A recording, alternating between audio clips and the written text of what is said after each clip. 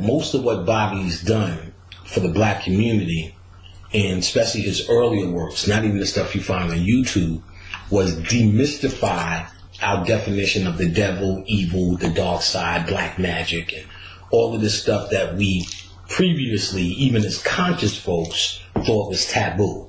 That was one of his biggest achievements, to what they call demystify. When it's mystified, that means there's still mystery in it. And when you say mystery, that's another way of saying some niggas just don't understand. So whenever you demystify something, what you do is you basically pull the veil off of it. So a big word that obviously needed to be demystified was ritual. Okay. And that's what I did in the book. When we understand it in the mystery system, it seems as if it's something, if I'm saying I'm going to do a ritual, I'm going to do something sinister, or I'm about to put on a fucking cloak, or I need a bunch of elements and graveyard dust and all this wild shit.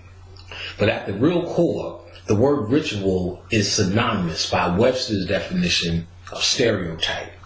So we've all said, at least in this context in movies, they stereotype black people. They stereotype their stereotype. That's a stereotype. We're quick to say that, but we're also saying by the Webster's definition of stereotype, they're doing a ritual because the words are actually synonymous. They're a synonym. That means they're the same thing. So I try to also show how what a ritual is based upon the act of repetition, which is what we know a stereotype to be. You see the same repetitious behavior over and over. If you see the same repetitious physical act, or you're doing a physical act, what you're doing is trying to use this symbolically to create a spiritual, or get something spiritual moving, something invisible moving. You get what I'm saying? So what's a good example? If I was white people trying to terrorize black people, all I had to do was hold up a noose. I don't have to hang anybody. I don't even have to open my mouth and say a threatening word.